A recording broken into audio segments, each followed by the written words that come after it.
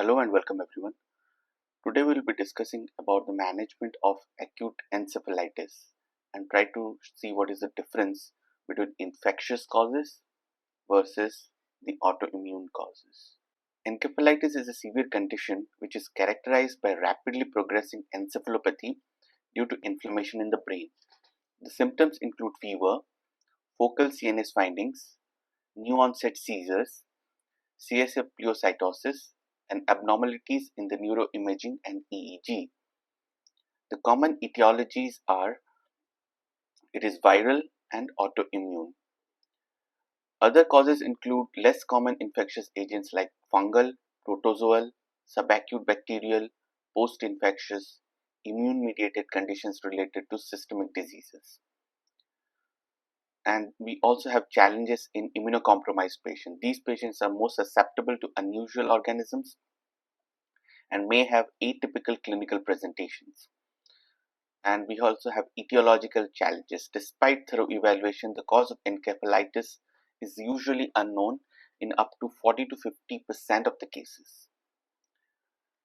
So what are the common infectious causes? The common infectious causes are herpes simplex virus and varicella zoster virus, which account for 60% of the infectious encephalitis cases. So we start the treatment with acyclovir. Intravenous acyclovir should be initiated early in all patients who are suspected with viral encephalitis. CSF HSV1 PCR is highly sensitive and specific with 98% sensitivity and 99% specificity, but may be negative in the first few weeks of the symptoms. If HSV1 is strongly suspected, continue with acyclovir and repeat the PCR after 5 to 7 days. Treat positive cases for at least 21 days. Bacterial meningitis consideration must also be kept in mind. Acute bacterial meningitis and encephalitis can be difficult to distinguish in the early stages. So antibiotics should be considered according to the latest guidelines until we have the CSF report. So the empirical therapy should include both the antibiotic and antiviral. And we also keep in mind the seasonal and specific infections, like for patients with signs of rickettsial infection like rash, lymphadenopathy, thrombocytopenia, you must start doxycycline empirically also. Now, regarding tuberculosis and cryptococcal disease, they should be considered based on the initial CSF finding, especially in at-risk patients who have the risk of potential exposure or immunocompromise. So what is the role of dexamethasone over here? Steroids that reduce brain inflammation and associated complications like dexamethasone are used. They are adjunctive therapies alongside the antibiotics and antiviral. They are a part of the empirical treatment as well.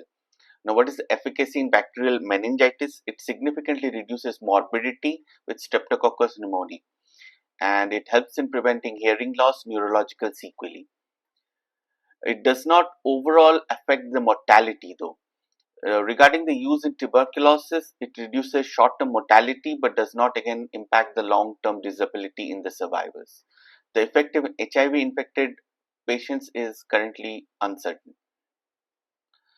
Coming to Listeria monocytogen infections, the effect of steroids is debated over here, but recent data suggests that adjunctive dexamethasone improves the prognosis. In viral encephalitis, it is not recommended for patients with the viral infections, but studies are ongoing on this. Harm in HIV-associated cryptococcal meningitis is seen and should be avoided in these cases. Regarding the prevalence of seizures, seizures occur in at least 1/3 of encephalitis patients presenting to the ICU. About 10% meet the criteria for the convulsive status, and early onset convulsive status is a marker of poor prognosis, particularly when the seizures are refractory. In viral encephalitis, it increases the risk of non-convulsive seizures by 10 to 33%. These patients are at high risk of seizure in ICU and may benefit from continuous EEG. Regarding seizure prophylaxis, routine prophylaxis is not recommended due to lack of any proper study on this. Anti-epileptic drugs may be considered in presence of clinical seizures, and risk factor for status, that is coma, cortical involvement on neurological imaging, non-neurological organ failure, and periodic discharges. Regarding autoimmune encephalitis, in cases of suspected or confirmed autoimmune with seizures, guidelines recommend starting first-line immunotherapy within the first 72 hours of the seizure onset. Post-encephalitic epilepsy, acute seizures and abnormal neuroimaging are linked to increased risk of post-encephalitic epilepsy, though the data is limited. Continuation of the anti-seizure drugs for the first few months is recommended for patients with risk factors of epilepsy, considering the risk of this post-encephalitic epilepsy within the first 12 months. And there is a lack of guidelines to actually establish the duration and the drugs that need to be given in acute encephalitis. Regarding the importance of rapid evaluation, a quick assessment of potential etiologies using CSF and ancillary test is critical in these cases. Prompt initiation of the empirical treatment should occur along with the diagnostic evaluation. LP and CT must be done. Delays in performing LP are often due to the use of head CTs to rule out any space occupying lesions. The recent guidelines suggest that head CT should be done if cerebral symptoms last for more than 7 days and there is a neurodeficit or signs of herniation, that is coma with dilated non-reactive pupils. If these criteria are not met, then a prompt LP without prior CT is recommended. And a routine CSF study, fundamental tests include CSF culture, gram stain, monoplex PCRs that test for individual pathogens. Multiplex PCR assays increasingly used to diagnose the infection, but these platforms test for limited number of pathogens. Their utility may be limited for nosocomial infection and immunocompromised patients.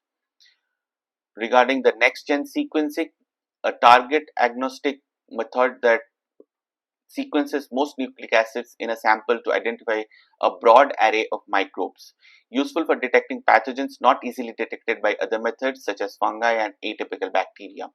It is available in select centers and often used as adjunct diagnostic tools. Further studies are needed to refine its role in diverse populations.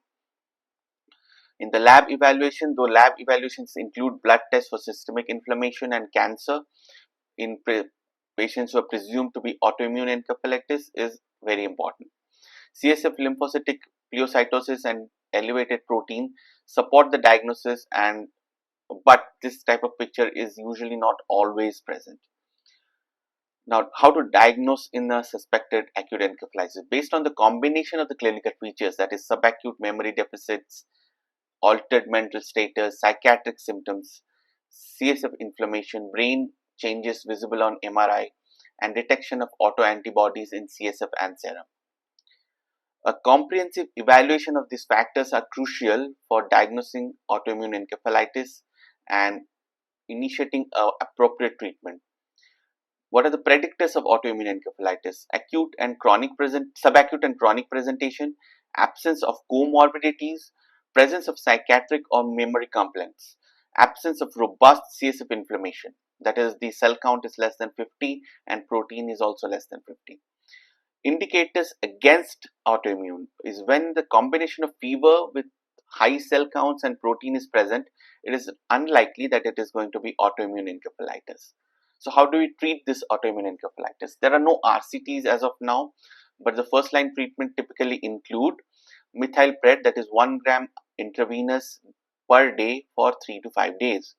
Intravenous immunoglobulins 0.4 gram per kg body weight daily for 5 days. Plasma exchange, typically 5 exchanges are needed over 5 to 10 days. Regarding comprehensive management, antimicrobial therapy, dexamethasone and anti-epileptic drugs are critical in managing acute encephalitis. Treatment should be individualized and guided by clinical presentation and diagnostic findings to optimize patient outcome. So to summarize, your patient can have encephalitis and be because of two main reasons. It can be infectious and autoimmune. In infectious, you will have an acute onset and fever. In autoimmune, you will have a subacute sort of onset and some neuropsychiatric symptoms.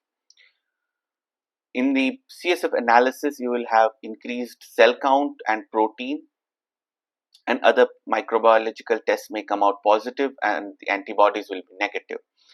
However, in autoimmune, you will not find much of an inflammation in the CSF. Negative microbiological tests and positive antibodies will be seen in CSF as well as serum. In MRI and EEG, there are no such specific signs which we can say are exactly diagnostic of either of the conditions, but it's mostly based on your history and symptoms. Regarding the treatment, you start with antimicrobials and steroids, and if the CSF comes out to be not having much inflammation and positive for antibody, we will start with immunotherapy. Thank you for your patience.